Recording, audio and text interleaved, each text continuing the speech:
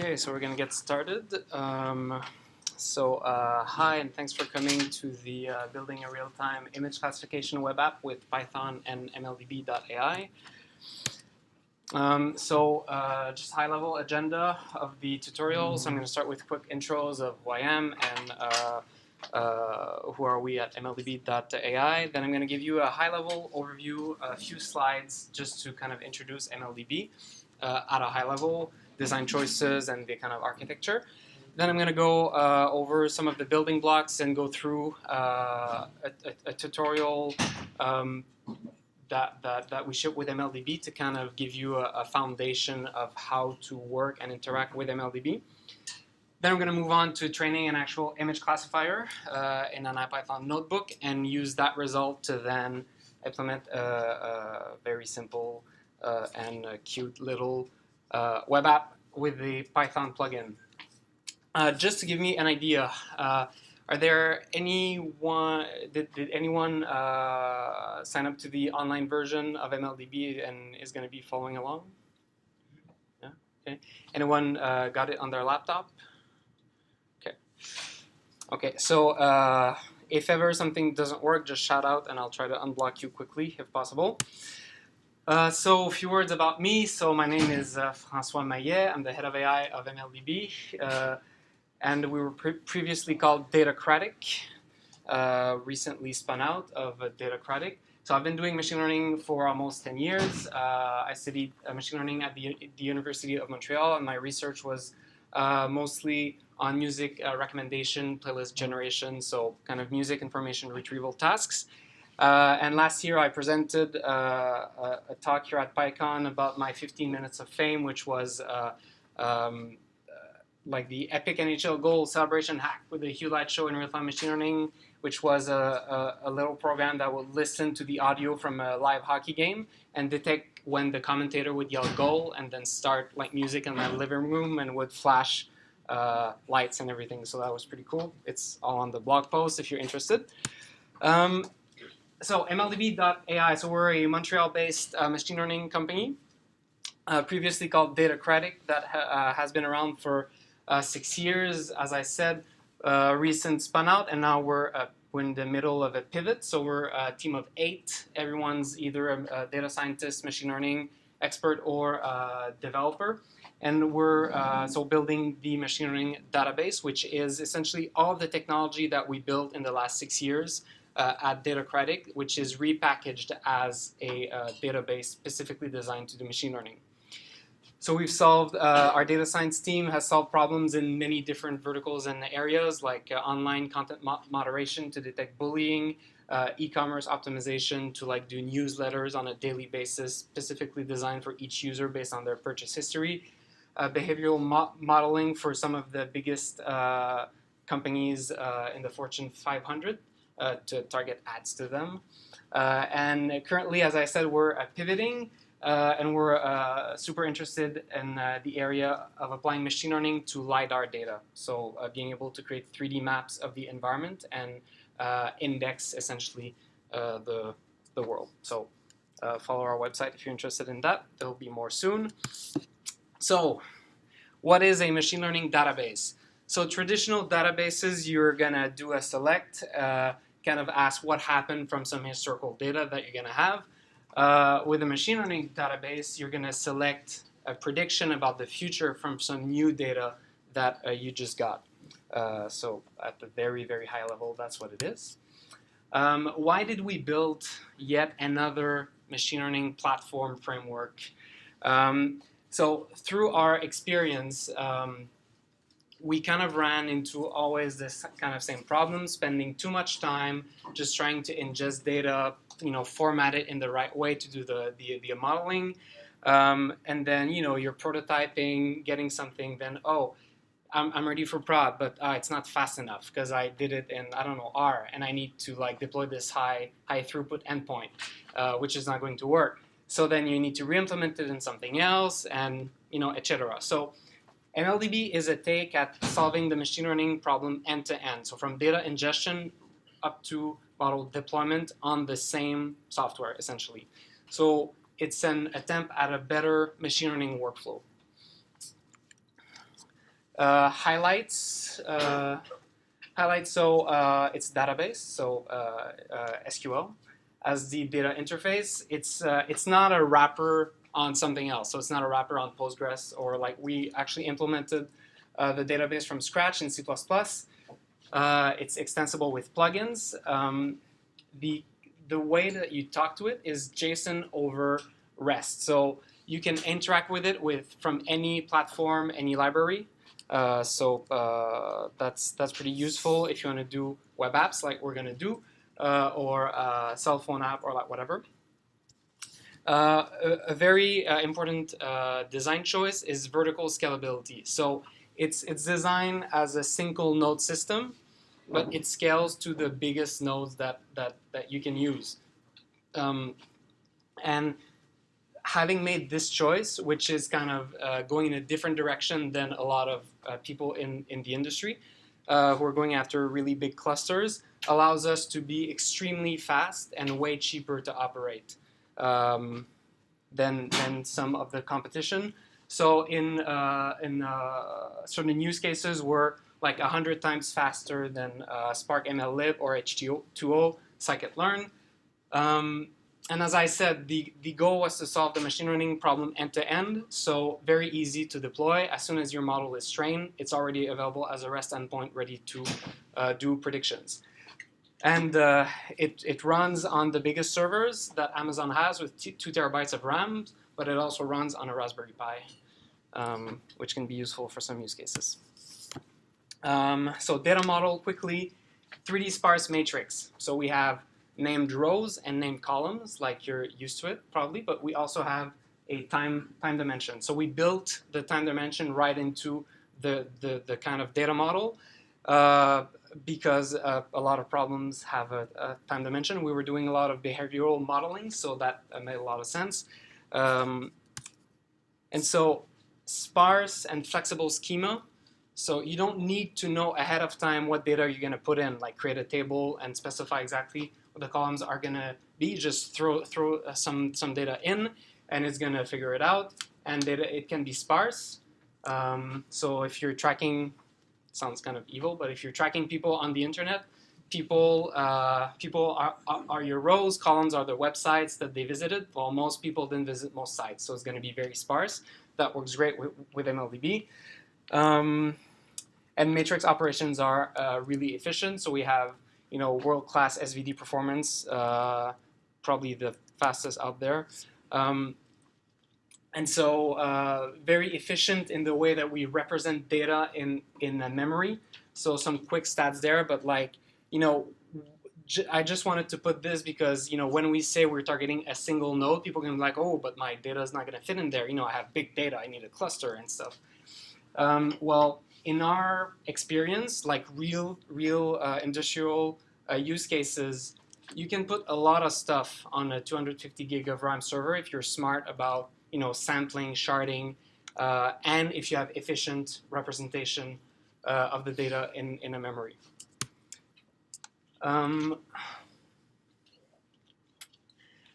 So, as I said, it's using SQL, but we made some extensions to the standard SQL to support some of the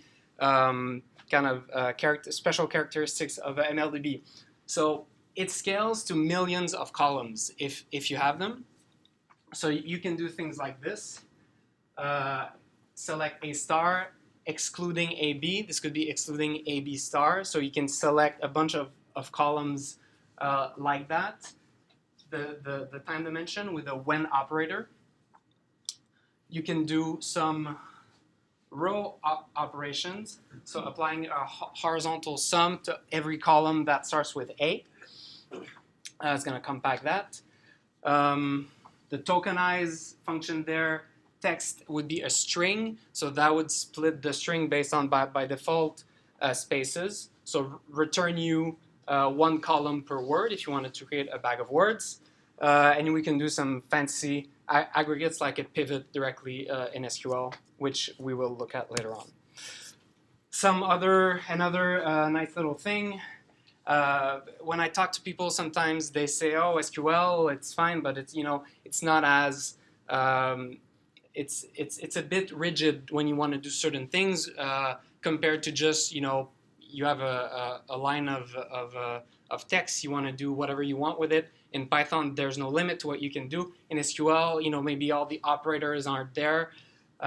So we have something called JS-eval, which allows you to execute JavaScript code inline in SQL. So you can do whatever you want, essentially, to the data that you're giving in. So here we're passing hello in French, bonjour, to this function, which will essentially return n5. It's going to return two columns, mult and name. It's going to multiply the 5 by 2, and it's going to append hello next to bonjour. So this is what it's returned. So JavaScript directly in SQL. Now on to the main entities in MLDB at a high level. I'll come back to that. So we don't have tables, we have data sets because we're doing machine learning. Next we have procedures. Procedures essentially take data in from a data set and they create some artifact. So that can be, if it's a training procedure, it's going to create a model file on disk. So it's going to save the parameters that it learned. It can be a transform procedure, which essentially is applying a transformation on one data set and saving the result in another one, specified by an SQL call. If it's a model file on disk, you load it back in a function, so a prediction function, and that function is then instantaneously available in future SQL queries, but also as a REST endpoint. So at a very high level. How do you do predictions? I just said that we can put a model file back in a function. If my function is called myPredictor, this is how I could make a REST call to MLDB. So I get to /v1/function/myPredictor, and I want to apply it with the given input, so I can give it the feature vector directly on the query string or as a payload. Or this is how I would call it with SQL, given some new data. So do you require that model procedure to be input by the consumer of the MLDB, or you generate the procedure for generating a model file? Yeah. So who inputs the procedure? Is it like all automated, or the consumer has to come up with a procedure to build up a machine learning algorithm? So I think that the question was, does MLDB come with training procedures, or do people have to put them in? Yeah. I'll get to a slide of all the kind of models that we support. So for those, then it's already there, but it's extensible to whatever else that you want to add. You can write a plugin to add new functionalities to the core, essentially. Yeah. Is model file inside MLDB, or is it just sitting outside? It's wherever you want. I can just export and then. Yeah, you can export it to some FTP server, S3, HDFS, wherever you want. But when I'm trying to do prediction, yeah, do I need to use your the function, the procedure in MLDB to execute the model file, or I can execute through some other like Python or something like that? Right. The current way is that you will need to use an MLDB node to reload the. But we have some ways that maybe aren't the most user-friendly, but it's possible. But it's not something that we've been asked to actually do for real. But all models can have a kind of big JSON transparent output if you want. That's going to be way bigger than the binary export. But so like, there's a bunch of things that we did to make it kind of white box machine learning. Like, we don't believe in black boxes. We don't believe in platform lock-ins. So that's one way, like to provide a big JSON output of all the model parameters, but also to be able to look at what the model's doing. So it's not the most efficient way. And since one of MLDB's strength is real-time predictions, and it's really fast at doing that, I would recommend you try it with MLDB. But if you wanted to, there's... if I have a prediction node, I have to install MLDB as a dependency. So if I can just use some other language to execute your file, then I don't have to need to have MLDB on my prediction node. That's So true. that's the- Yes. Yeah. Yes. Yeah. It's true. Yes. So to answer your question, this is kind of the algos that we support out of the box. It's not everything, but it kind of covers most problems and use cases. And as I've said, people can write plugin, and it's open source, so anyone can add whatever they want. And so, like for example, the deep learning support is a TensorFlow plugin that we did that we're going to be using today. And so we have very, very fast implementations. For example, the random forest implementation is the fastest out there. We've benchmarked, again, it's open benchmarks, like we're faster than XGBoost, faster than Microsoft's latest thing that they released like 3 weeks ago. And that's part of the way, that's part of how we're storing the data in the database. The algos implementations are really optimized to take advantage of the way that we store the data and to use all the cores that are available on the training machine. Okay, so it's open source. We've got a hosted version that a couple of you here have signed up for. And we're shipping binary versions as Docker images and VirtualBox OVAs. So if people are ready, we're going to switch. And we're going to start using MLDB. So is everyone familiar here with Ipython Notebooks? So when you log into MLDB, this is kind of the main screen that you have. So this is, I mean, we just embedded the notebook interface in MLDB. So we ship some demos and tutorials with it. And we have a nice little documentation tab here. But now we can't see anything.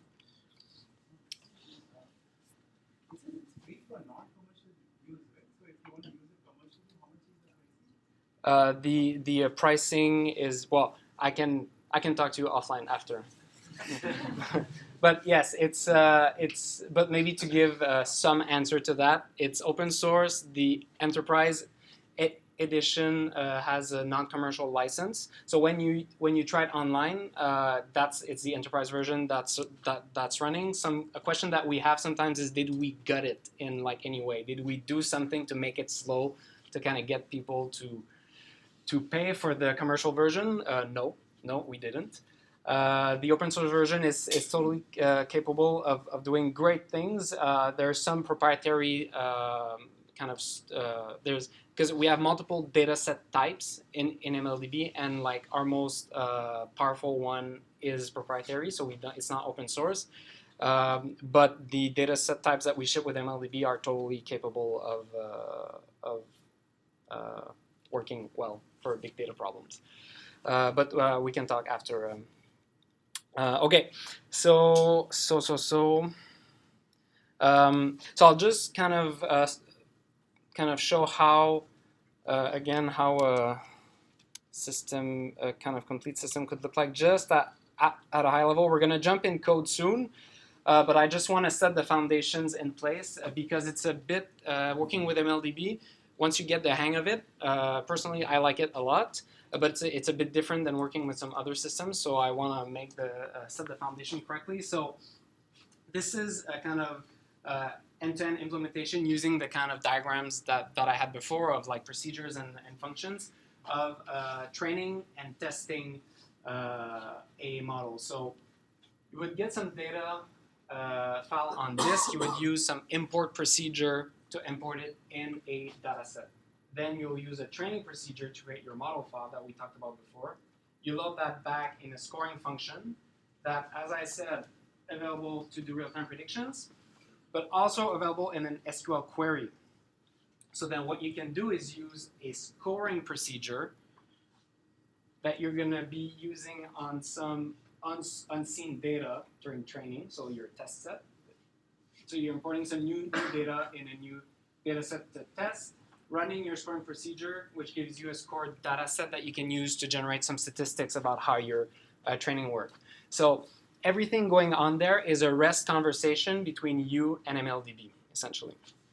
And so for people who are going to be following along and just want to look around, I'll just scroll this for 1 minute.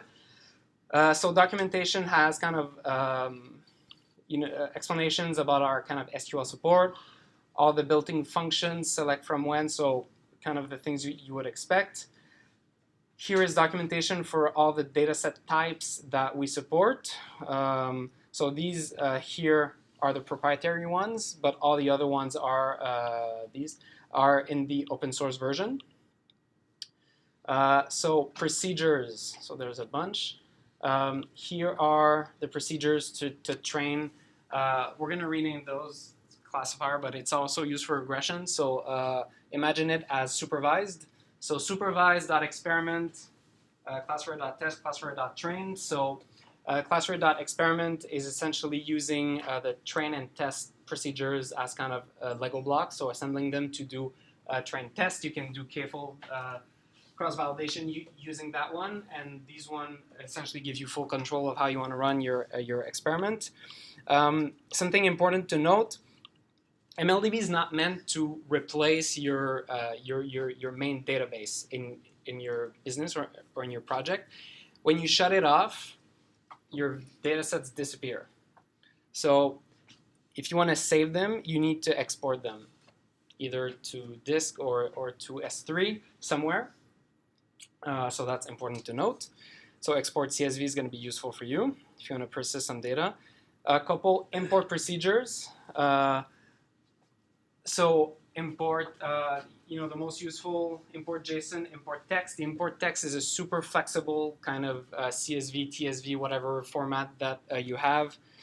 You can pretty much import whatever you want using that. Every documentation page has a little explanation here.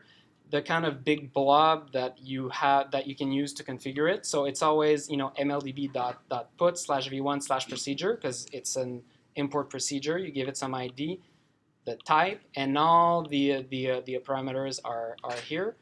And then you have explanations for every parameter, and then some examples. Do you have integration with Hadoop? To export HDF. Import via HDFS. Yeah, HDFS. Yes. So we can import from HDFS to Yes. Yes. Yeah.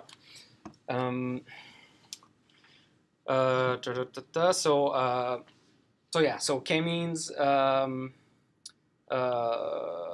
permutator to do hyperparameter search, probabilizer to do model calibration if you want to go from model score to probabilities, SVD, TF-IDF, the transform procedure I talked about to transform one data set to another using an SQL call, tsni for dimensionality reduction. And so some functions that can be used in REST calls and SQL queries. Some doc about the plugins. We're going to be building a Python plugin later on, so that's going to be useful. And since I'm in the doc, I'll just show this demos and tutorial link here with, so we tried to document and show nice working examples to try to ease the onboarding of a new users. So that's kind of a high-level view of that.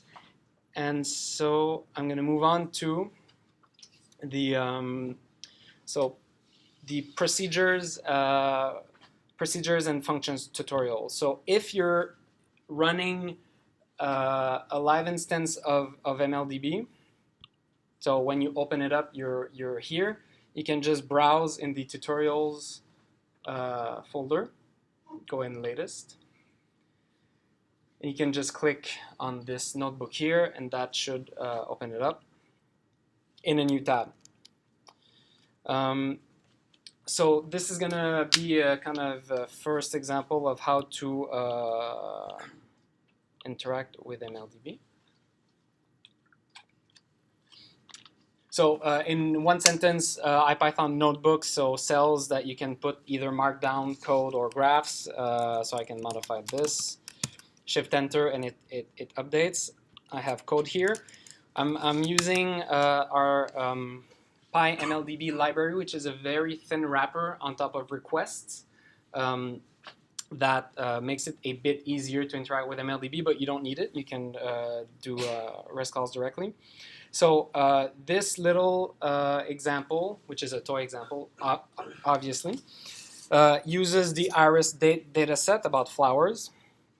So this is an example of importing this data set in MLDB. So we're doing a put call to v1 procedures import iris. It's of type, the procedure is of type import.text.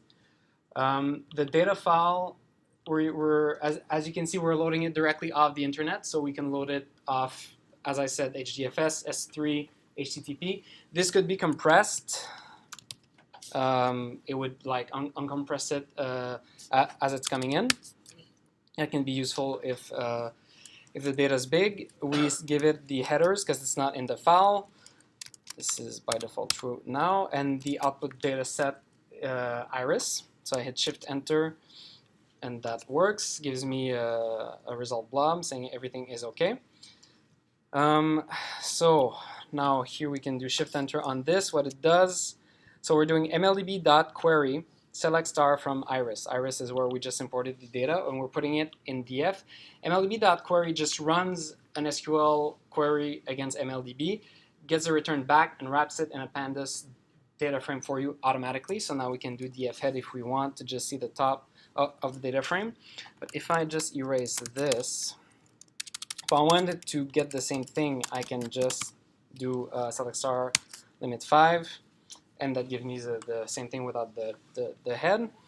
I could do something else just to loop back to something I showed in the slides. I could get the average of every column excluding the class, which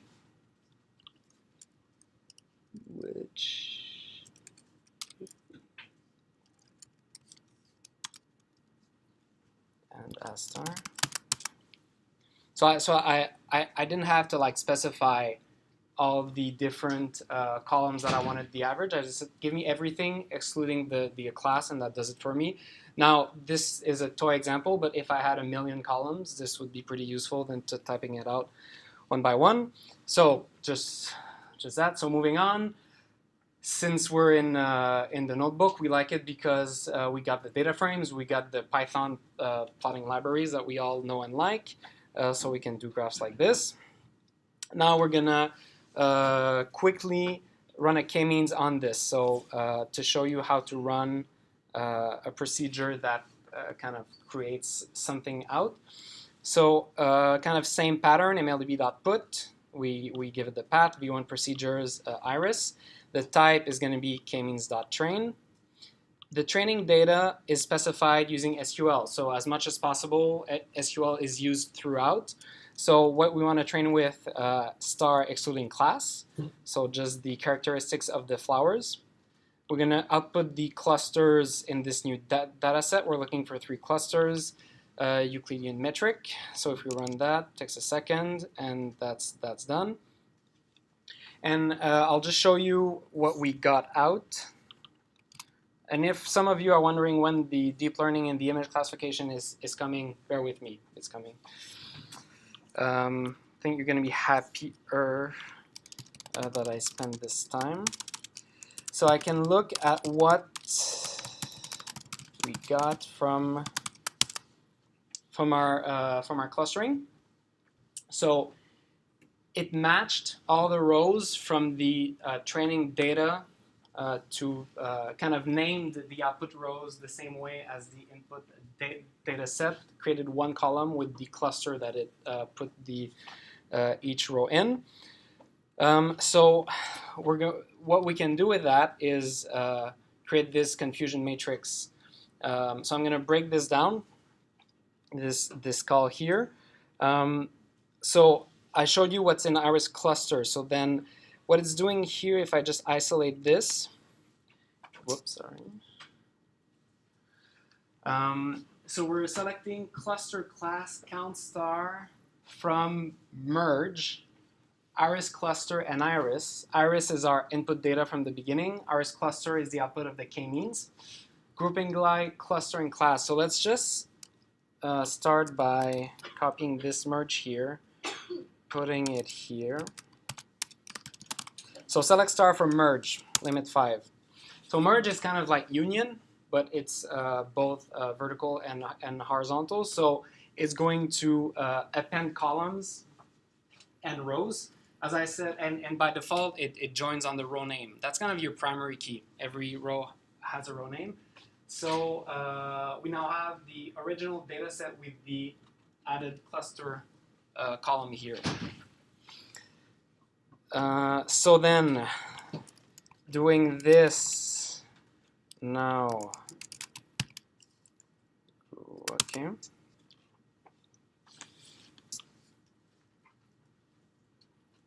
So we're essentially just grouping by cluster and class. So all the kind of cells that we're going to need in our confusion matrix, and then we can just use finally wrap this in a subselect with a pivot to give us essentially this confusion matrix. So the only reason I'm showing this is just to show that the SQL implementation is pretty complete and allows you to be pretty expressive with what you do. How do you do the merge in JavaScript? How do you do The merge operation that you just did. How would you do that in JS evaluate? Oh, you can't because the GS eval operates row by row. You really have to see it as a kind of SQL operator that you would apply to one row. It just gives you full flexibility of what you do to that one row, but the merge is a data set operation. JS level operation. So exactly, it operates on like data sets. the entire data set. Yeah, so it allows you to merge the data sets. You could apply GS eval to each row coming out of the merge, essentially. And just to point out that the merge, we also have a transpose. They're like virtual operations, so they don't actually create a new merge data set. It's more efficient, just creates a view over the merge version. Okay, so how am I doing for time? Okay, perfect. Cool. So now I can go back here to the slides. So hopefully this gives you a kind of high level view of how to work with MLDB from a notebook. It's really a REST conversation. So I'm doing MLDB.put. It's actual REST calls that are going out. You could have an MLDB server running on like one machine here and the notebook on the other one here, as long as you point the notebook to use to talk to the other to the MLDB server. That works. So now we're going to move on to training an image classifier in a notebook. So I'm not going to I'm not going to go into a lot of like details on the actual deep learning for two reasons. First, time, and second, I think it kind of illustrates that we don't need to understand a lot of the inner workings and the details of those models to be able to leverage them and use them to build pretty powerful things. So we're going to be using a model called Inception, which is a deep convolutional neural net. Deep ConvNet are kind of changing the game in image recognition tasks. They're like now the method that works the best. But the downside is that they require lots of data, and they're really expensive to train. So lots of GPUs. The model Inception V3 that we're using was, I think, 2 or 3 weeks of like training on a few GPUs. So what we're going to do instead of training our own deep learning model is do transfer learning, which is taking a model that was trained on one task and using what it learned on another task. So Inception V3 was trained on the ImageNet task, which is an image classification task with 1,000 labels, labels like badger, freight car, or cheeseburger. Yeah. And it was done by people at Google, and they released it they released a trained model as a TensorFlow graph. So TensorFlow is Google's deep learning library that they open source, one of the popular ones. And MLDB has a integration of TensorFlow. So we have a tutorial. Yeah. What's the V3 in Inception V3? It's they did multiple versions. And it gets better at the recognition. Yeah, exactly. Now there's a V4 that's out, essentially.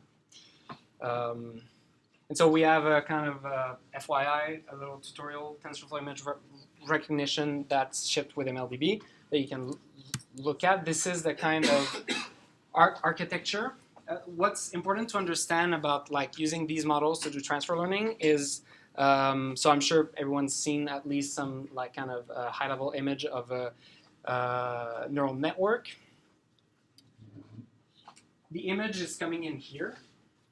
There's all sorts of transformation, and the very last layer here is like 1,000 is a layer of 1,000 neurons, giving a probability for each of the labels, essentially. So the last layer is completely specialized for the ImageNet task. But yeah. Sorry, what are the other two layers that look also like output layers? That look like output. They're yellow. It's so what we're going to be using that one essentially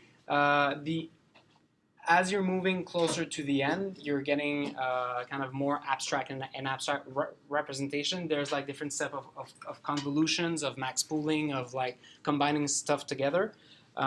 So the second to last is like 2,000 dimensions essentially, and it's an abstract representation of the images that then the last layer, all the weights coming in, learn to combine this representation to give probability outputs for the 1,000 labels for that task, if that makes sense. So what we're going to do is just remove the last layer and say, when we put an image in, let's look at what's in the second to last layer.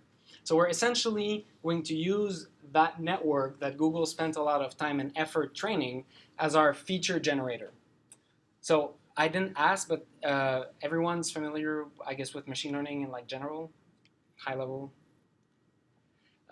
So traditionally, you would kind of handcraft features, right? You would say, okay, I've got this data, I got this thing that I want to predict. What do I think would be the best features to represent this data so the model can pick up on like the statistical regularities in the data? Deep networks, they're way better than us at like figuring out what works. Like a couple of years ago when people started to really have success with those, you know, they look at what the model learned, and like the early layers they learn by themselves, it just emerges, edge detectors, which is super useful to pattern recognition. That just comes out of training it on like millions of images for a couple of weeks. So anyways, this does a great job at giving us representation for our classifier. So, okay, so now we're gonna go back to a notebook, close this. So we're gonna go back to the main level. I'm gonna go in other, in latest, and in the KD Nuggets transfer learning blog post. So I'm going to be using this because it's using the dataset that we're going to be using for the web app. So I did a little blog post a couple weeks ago on KD Nuggets that talks about transfer learning and using MLDB to do that. So that's another that would be a resource if people are interested after the talk to read more about it. But it's essentially exactly the same concept that I'm talking here today. So same thing here. We got the PyMLDB that we're importing. And so now this guy.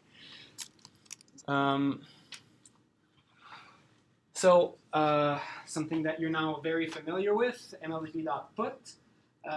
Now, it's not going to be a procedure for the first time. Surprise, surprise. It's going to be a function that we're going to call inception. The type is TensorFlow graph. So this takes a protobuf serialized TensorFlow graph. So any model that was trained with TensorFlow, serialized as protobuf, can be imported with this. You can't yet train a TensorFlow model using MLDB. That's on our roadmap. So currently it's just execution. So model file URL, you're going to notice something a bit different here. Archive plus HTTP path with a .zip, a hash, and a file. So we're essentially saying to MLDB, open this zip file and load the TensorFlow inception graph.pb inside. What we're giving it is this thing here. Fetcher is a function that's built in that will fetch a binary blob of the internet. So we're going to be giving it as URL a path to an image, a URL to an image.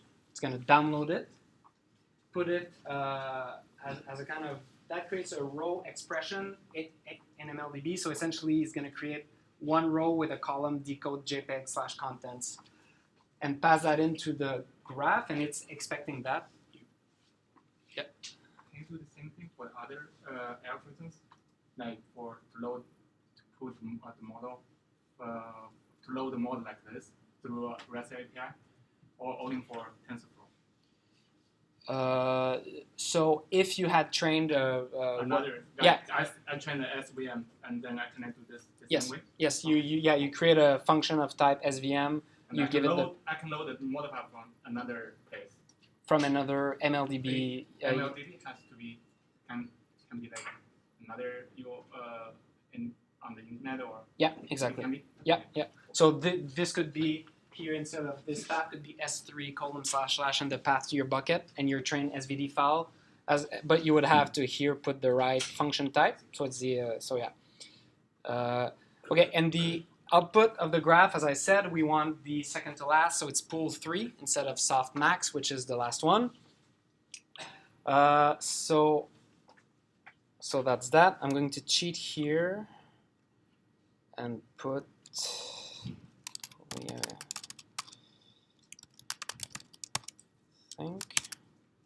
okay.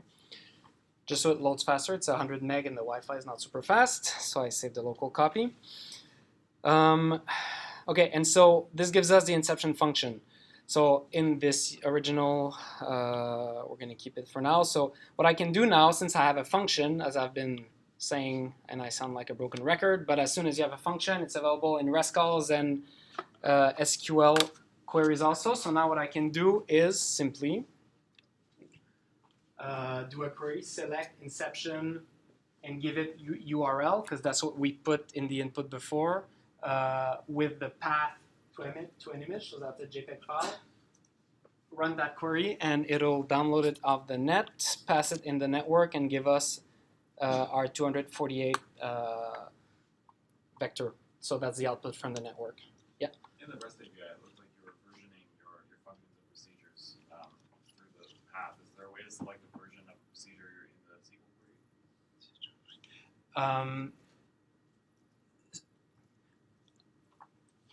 Or are those actually versions of procedures? This is like to be future-proof. It's not like everyone's V1 and there's no plan, but so everyone's going to be under V1. If ever we would implement a kind of versioning scheme like for real, then the ones that you create under V1 would show up under V1 also. Yeah. Does that? Yeah, it's implementation versioning as opposed to client versioning. Yeah. So in the query field, I mean, we are not specifying the training data, right? I mean, the model generated on which data. So you can only have data for one model in an instance.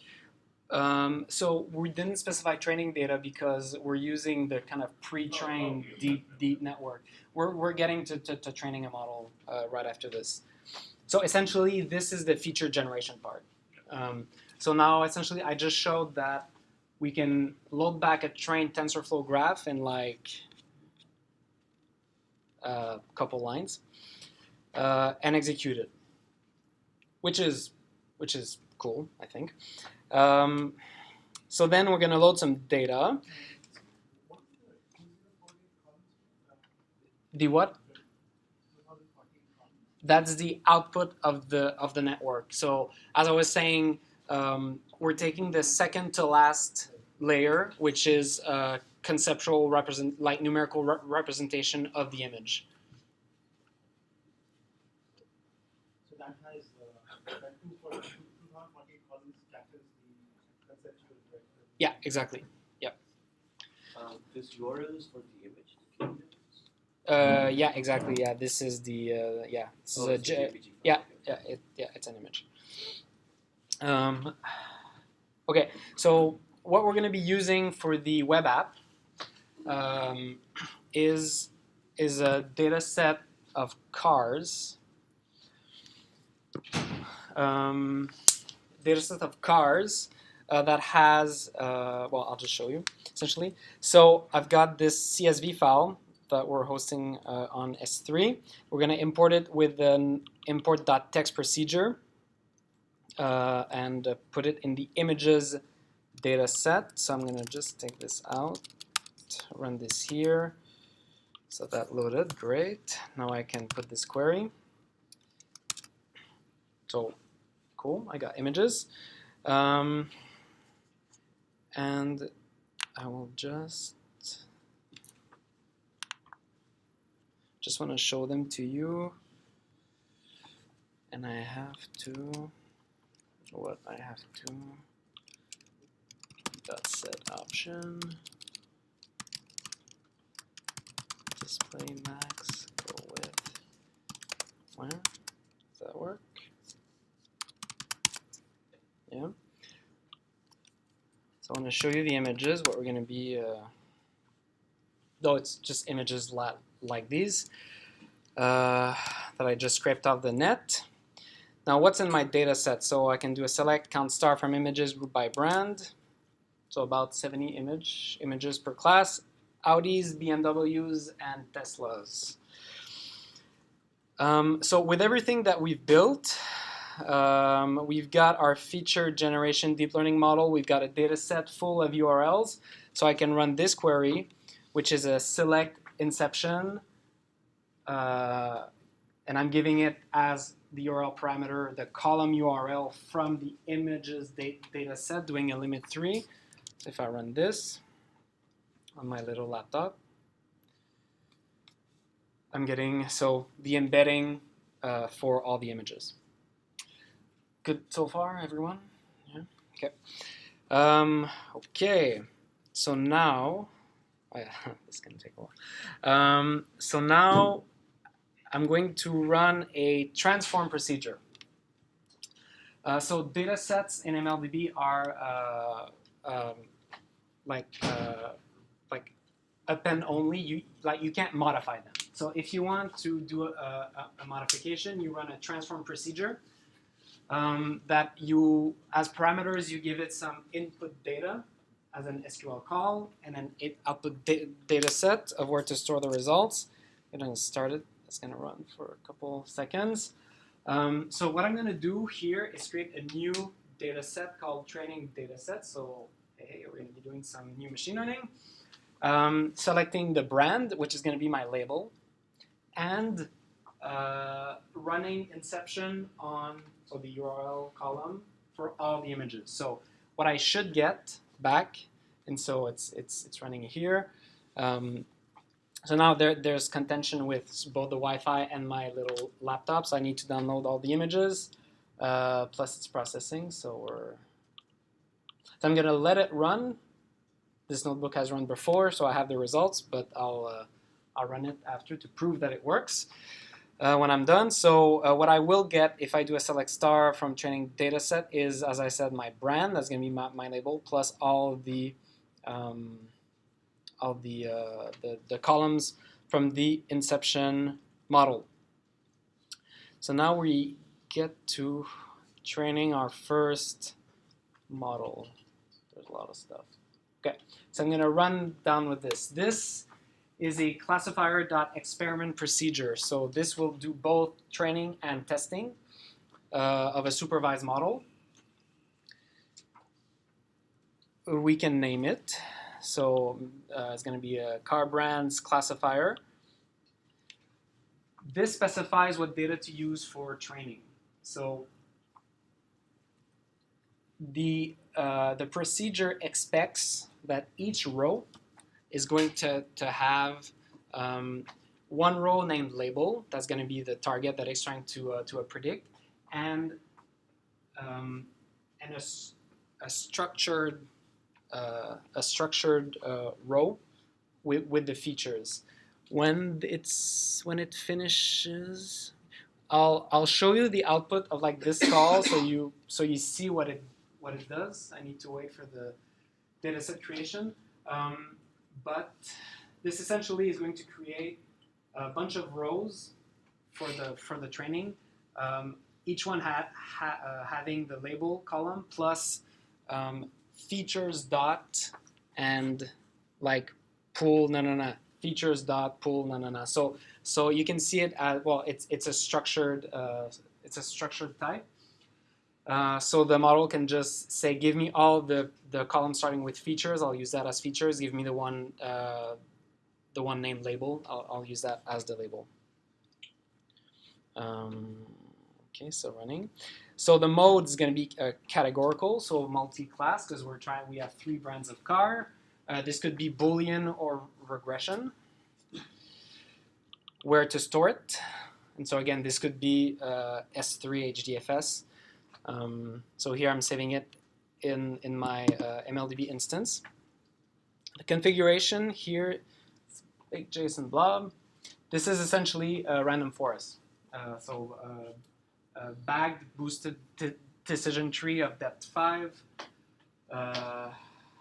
with currently 15 bags. So nothing too fancy about that, except that it can go really fast. I think I timed it yesterday. It was 2 minutes. It's a bit longer. I have a question. Yeah. This query there, you do inception URL as star. What does as star do? So that's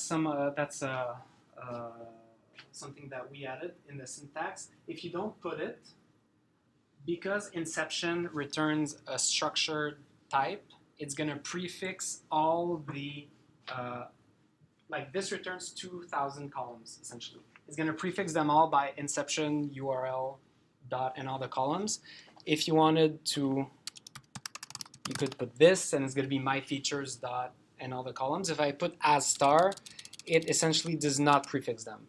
So it gives me directly this, and without the as star, I'd get a, inception. Good question. This is taking a long time.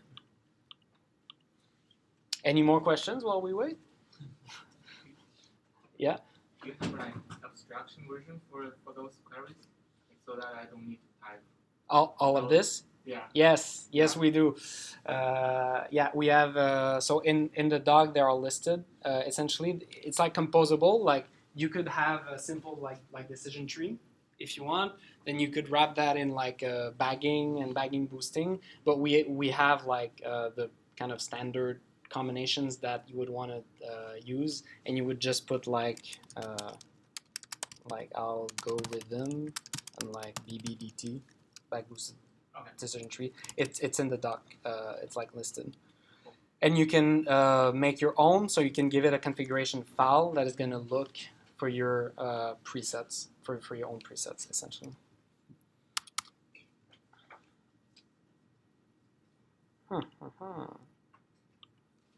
Live demos are fun because you actually have to, wait, I can't fake this. I can't run this before it's done. So I will do it, but so I'll just keep going in the interest of not boring you. When it will finish making the data set and training, we're going to get the results in this variable here, because we're getting it, the result of the post, we're putting it in the res. And it's this big kind of JSON blob with all the kind of statistics about the training and the testing. If you did multiple folds, you'll get the results for all the folds and the averages. And so you can, we will get an OK classifier. This is a confusion matrix. So, doing OK. Okay, for we have to say it, the very limited effort that we're putting on this machine learning wise, we're pretty much just using this deep learning model, taking this random forest and putting them together in a couple minutes without actually doing, a lot of work. And so, decent accuracy. Is this done? I think. Hey, it's done. Okay, so now if I run this, it actually works. I wasn't lying. And I'll reduce the number of bags so it's a bit quicker. Now I'm going to start this. So now it's training.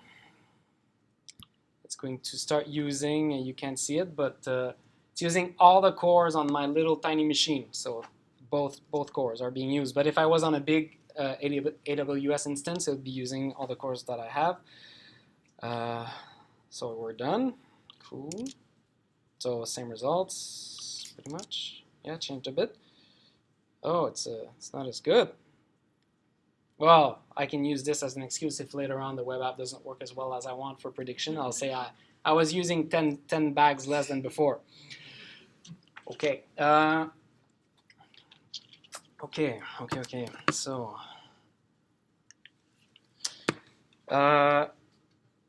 now we have a model. Great. We have a supervised model that we've specialized to predict these 3 brands of cars based on the features that we got from the deep learning model. So now we can do a function of type SQL expression, which just allows you to save an SQL query for later use. And this represents our pipeline, if you want, to start from image to prediction. Because what we're doing is taking a URL parameter that's going to be provided, passing it through the inception function, which remember is our deep learning model, putting that here in a row expression prefixed by features, giving it to the car brand CLS score 0 function, which was automatically created by the training procedure, and returning that, essentially. So URL, feature extraction, prediction, everything is there. Would that score name come back from the status blob of running the model screen? This here, that? Like that came back from the Yes. blob. Yeah, exactly. Yeah, it's hidden in the lots of line that are returned back. Yeah. But I could also create my own scoring function if I wanted with my own name, because I have a file on disk. That'll be, well, you'll see when I create the plugin, essentially. So now we can test it. So I'm going to do a get on v1 functions brand predictor, which is what I call my pipeline here. And I'm giving it the path to, let's just take a look at it before I run it. Oh, this is my next car. I wish.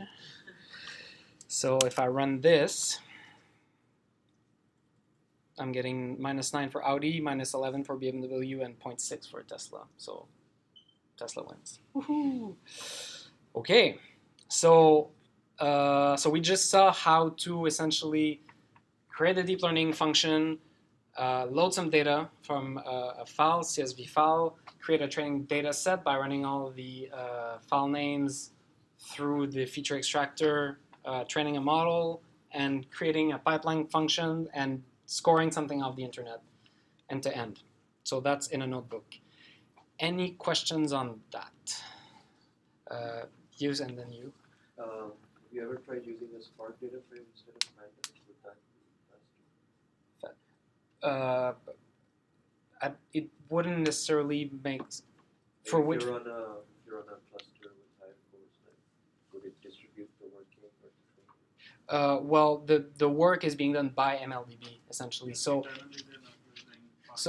like, yeah, we're only like displaying the results coming out of like the queries that we run in data frames, but all the data sets are kept on MLDB. All the computation is done on MLDB. So I'm really just doing a REST conversation and not trying to get all the data back, because that's not efficient. If I was using 200 gigs of like data, you don't want to pull that back in your notebook. You leave it on in the MLDB instance. That's why we use transforms to transform the data. The data stays there. You just give it an SQL query to tell it how to morph it and save it back in another one. Does that? Yeah. Yeah. You took the last two from the inception model. If you had continued to the last one, would it have classified as Tesla and Audi, or would it at least come as a car? If I was using the last one, I didn't try it, but probably it would have done worse, just because if we think about it conceptually, what we have at the last layer is going to be something like golden retriever, cheeseburger, like scores for that. So it's going to try to infer brands of cars based on, does it look like this type of dog, this breed of dog, essentially. So you're kind of throwing away a lot of the information that you probably need to make this task work, just because that last layer that you would be using was specialized for something else. So it's too specialized. So you want to take a step back and get something that's more conceptual. So there's 1,000 classifiers that Google has used, right? So could you run it through something which is not being trained on that inception, meaning say a suitcase? Now if they don't know how to classify a suitcase, could you run this model on a suitcase? We've tried it on, and I mean, we didn't come up with this. Everyone's doing this. This transfer learning based on like deep learning models. It works fairly well for most of the use cases, most of the images. Some things that don't work as well is some food.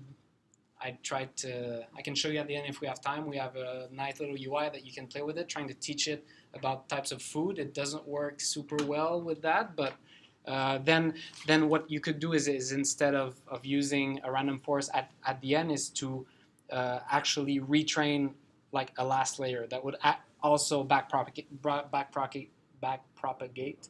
into inception instead of just taking it untouched.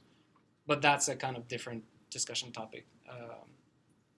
But for the amount of like effort going into this is like fantastic. But there are ways to make it work better for like specific things that won't work. Yeah. So I mean, my understanding is, okay, where does the concept of time series come in? So initially you talked about, I mean, you're storing data and you have a row of, Yep. in columns you have Yep, the feature vectors, the rows you have the training data. Yep. So this is how usually, machine learning algorithms work. Yep. For every row you have a set of features, you run Yep, those exactly. features and make predictions. Yep. Right? So initially you mentioned that you support like time series data, or you add a time series dimension to the two-dimensional vector. Right? Two-dimensional data frame.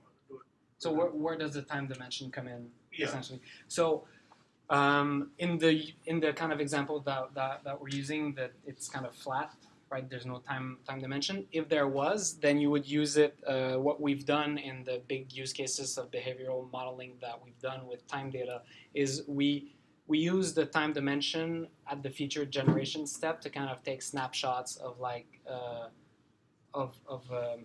like snapshots in time, representing if I'm taking you, how are you like yesterday, how are you like today, and so you can slice the kind of data, because now you're right, it's 2D, but if I was recording you, like I had brand and the URL, well maybe I don't know if the brand would change every day, then I could like just have extra cells in time changing the brand, and so you could ask what was this URL's brand yesterday or like today, and like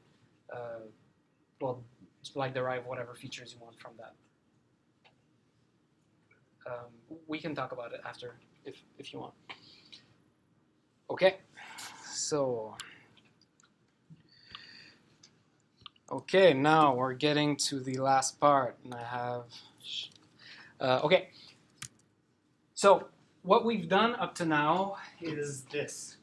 we've been using the client-side API. So we've been in a notebook importing PyMLDB, doing puts and gets, and we've been sending out REST calls to MLDB. To create a plugin, and so there's two types of plugins, I should say, currently. So you can do C++ plugins to add functionalities to the core, like our TensorFlow plugin.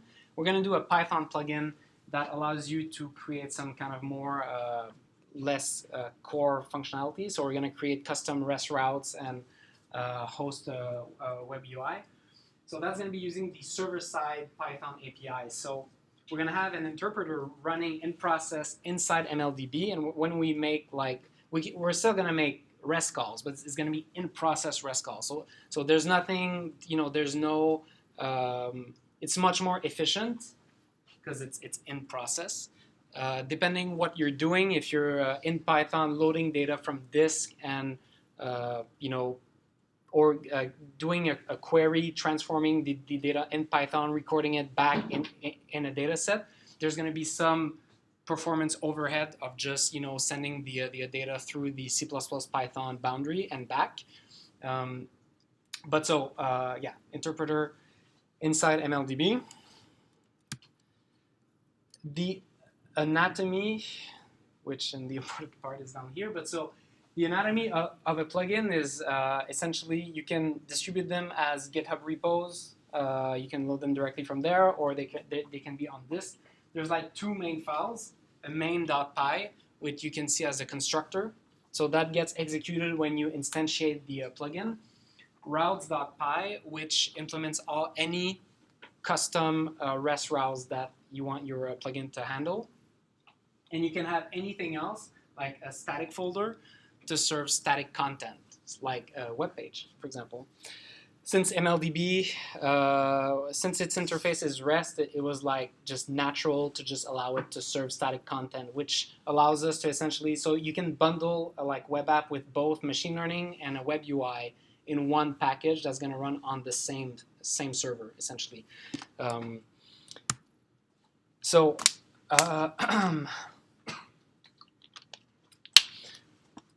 When you're in the server-side API, you get this magical MLDB object that's just there in the namespace.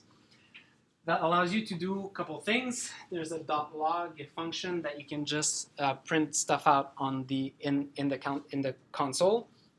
If you're running it using Docker, then you'll just see it appearing in your shell. Where you're running the Docker. If you're in VirtualBox or in the hosted version, you can look at the /log/MLDB route, which will give you the last 1,000 lines of output. MLDB.plugin serve static folder will essentially tell MLDB to serve the directory specified there under this route. So then you can go to /v1/plugin/your-plugin /route/your route that you specified in the function call. And we have, if you just do this little magical line, you get the standard things that we've been using up to now in the notebooks, mldb.get, put, post, and delete. So I'll just, because I'm not sure what time it finishes, this is kind of what it kind of looks like. Main.py, we need to load the train model that we trained in the notebook, and load the inception function. Those were the things required for our pipeline function, which put one into the other. So this is what you saw in the notebook that we did. Just set the serve static folder call to say, hey, I'm going to be hosting some HTML at this URL. We can forget this for now. And in the static folder, we're going to create an HTML page that with two buttons. One that would call the custom route that we're going to create here, and another one that just makes a call directly to the REST function created by our pipeline SQL.expression. So I will go quickly. In the original presentation, I ran out of time, so I just wanted to quickly show you the working plugin. So I have a running MLDB instance off of the hub, so the free-hosted version on MLDB.ai, and we're going to be using the plugin from the Pycon talk. So to get started, I only have to copy these few lines, go in MLDB, open a notebook, just run these commands. I'm just doing HTTP put to this route, so I'm going to be calling my plugin Pycon. Let me make this bigger. Plugin Pycon, it's going to be a plugin of type Python, and this is the address. So that's just the GitHub address of the plugin. Tells me that it's fine, created, perfect. So let's go check out the UI.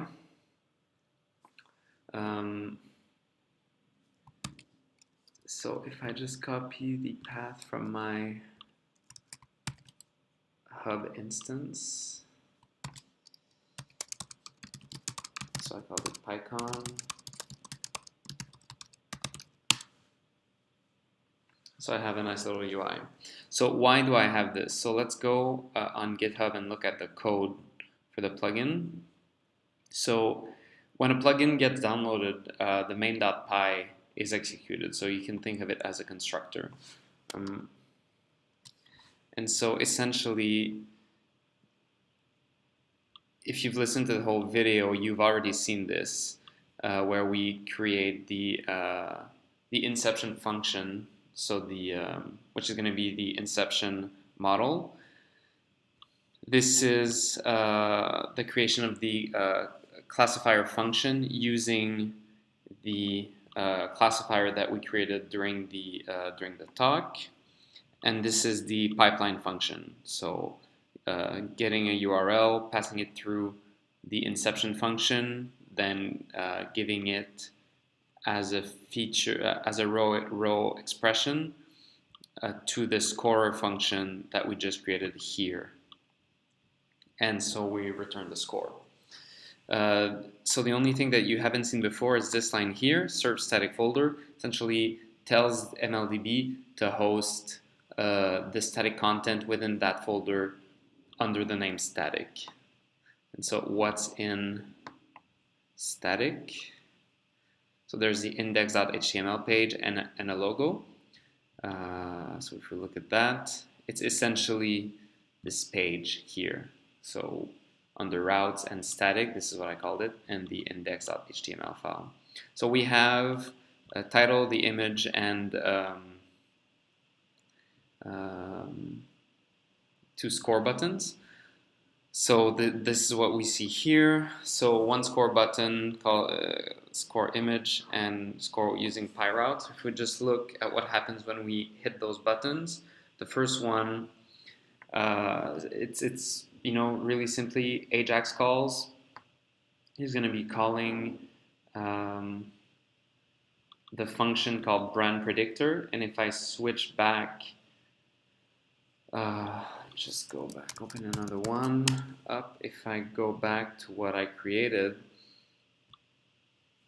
brand predictor is this pipeline function. So when I call this, I'll get the output of the scorer function back, which is my model. So I call it, and what I'm giving it as input is the value of the text field, so the URL of the image. So if I get an error, I'll print a pop-up, and if it works, what I do here is I get the returned list of score, and I just keep the highest scored brand, and I display the message saying your new car is whatever the max brand was. So we can give it a go. So I'll just open a new tab, search for a Tesla car on Google Image. I'll scroll down a bit to get something. So this works for JPEG images.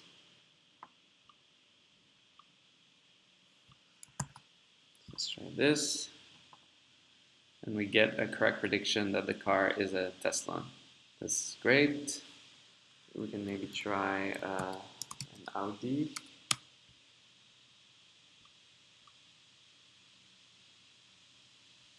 Again, scroll down a bit. JPEG, so that's fine. Where's my plugin? Here. The URL here, the score, and we get an Audi. So this is pretty cool. This works. So the second button, score using PyRoute. If we look at what this does in the HTML side, it's another AJAX call. It's calling /pypredict route, which I'll show you in a sec. Again, gives it the URL and then just displays as the success. You know, your new car is whatever it got back. And here, if you're using the other button, you actually need to do some processing on the JavaScript side. So let's go look at what this does. So it's calling a pypredict route. So we've got this other file in the plugin called routes.py. This is what the code that gets executed when a custom route is called, which is what we do. If we look here, we're saying if we're getting a get and it's, you know, /pypredict, then we call this handle predict function. That's here, and what it does, some validation of the format, but essentially it runs this query: select star from transpose, then subselect, calling our brand predictor function, ordering them, so to get the highest one with a limit 1 and returning that. This is just to show that you can do some processing on the backend. We could have made this call directly. There's a /v1/query route that we could call, giving MLDB this SQL call. But so just to demonstrate some backend custom route Python processing, and so we strip quotes around the car names and return that. So if I go back to the plugin, you'll see that it's changed because we're not stripping the double quotes with the first one. So let's score using PyRoute, and then we actually got the prediction back, and the quotes got removed because it used the other route. So this one here.